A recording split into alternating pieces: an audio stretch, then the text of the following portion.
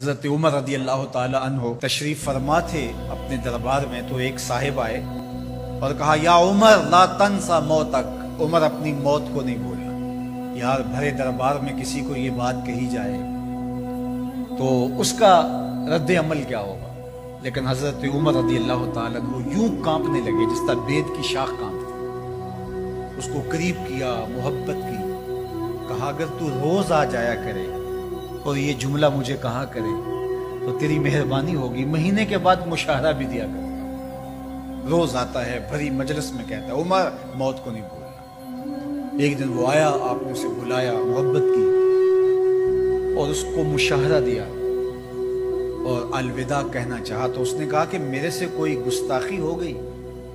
کہا نہیں، کوئی ایسی بات نہیں۔ کوئی اور شخص آنے لگا؟ فرمایا نہیں۔ تذکیر موت کی ضرورت نہیں رہی؟ فرمایا نہیں، ایسی بھی کوئی بات نہیں۔ تو پھر مجھے چھٹی کیوں دی جا رہی ہے؟ تو حضرت عمر رضی اللہ تعالیٰ عنہ رو پڑے، داڑھی پہ ہاتھ رکھا، ایک بال الگ کیا، کہا یہ دیکھ میری داڑھی میں سفید بال آ گیا، اب تیرے آنے کی ضرورت نہیں ہے، یہ بال ہی مجھے موت یاد کرواتا ہے۔ ہماری تو پوری داڑھی بھی سفید ہو جائے نا۔ میاں صاحب بولے ہڈیاں کمبن گوڈے کھڑکن تے اڑ گیا لک تیرا، ہڈیاں کمبن گوڈے کھڑکن تے اڑ گیا لک تیرا، اجے بھی بدیوں باز نہ آئیں جیو مرد دلیرا، فما اصبرہم علی النار۔ اللہ قرآن مجید میں فرماتا ہے لوگوں کا آگ پر کتنا حوصلہ ہے، کتنی ڈٹائی سے، دلیری سے کہہ دیتے ہیں یہ جہاں مٹھا اگلا کس نے ڈٹھا۔ جب ہم کسی کے جنازے کو کندھا دیتے تو ہم سمجھتے ہیں اسی کے جنازے کو کندھا دیا، یہ نہیں سوچتے کہ یہ وقت ہمارے اوپر بھی آنے والا ہے۔ خیر کن فلاں و غنیمت شمار عمر، زاں کے بیشتر بانگ برایت کے فلاں نماد۔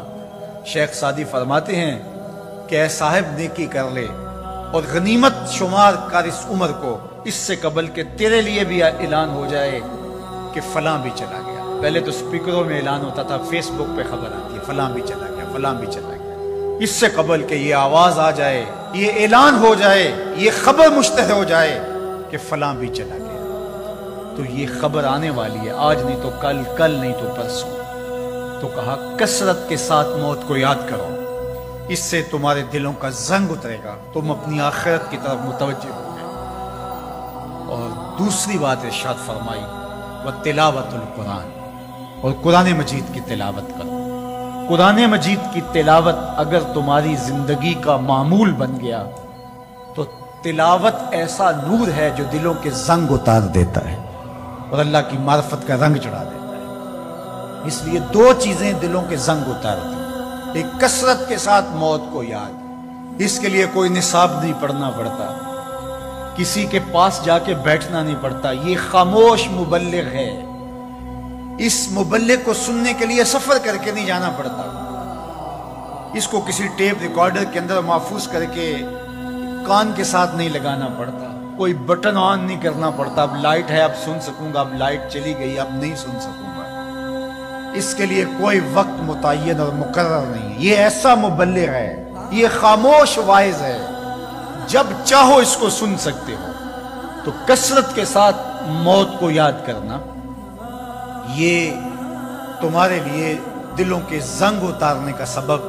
اور دوسری چیز ارشاد فرمائی وَتِلَاوَةُ القرآن، اور قرآن مجید کی تلاوت۔ جب قرآن مجید کی تلاوت معمول زندگی بن جاتی ہے تو دلوں کے زنگ قرآن مجید اتارتا ہے۔ اس سے بہتر دلوں کو پاک کرنے والی اور چیز ہو کیا سکتی ہے؟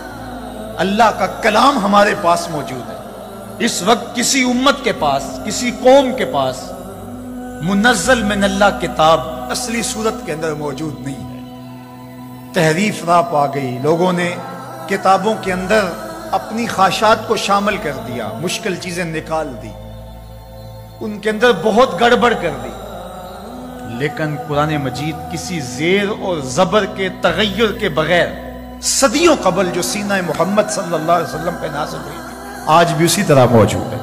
ایک زیر اور زبر کا فرق بھی نہیں ہے، یہ ایک یقین ہمارے ساتھ جڑا ہوا ہوتا ہے کہ یہ ہمارے رب کا کلام ہے، یہ ہمارے محبوب کریم کے سینہ انور پہ اترا تھا، یہ اس کتاب کا اعزاز ہے۔ تو کہا کہ اس کتاب کی کثرت کے ساتھ تلاوت کرو، تمہارے دلوں کا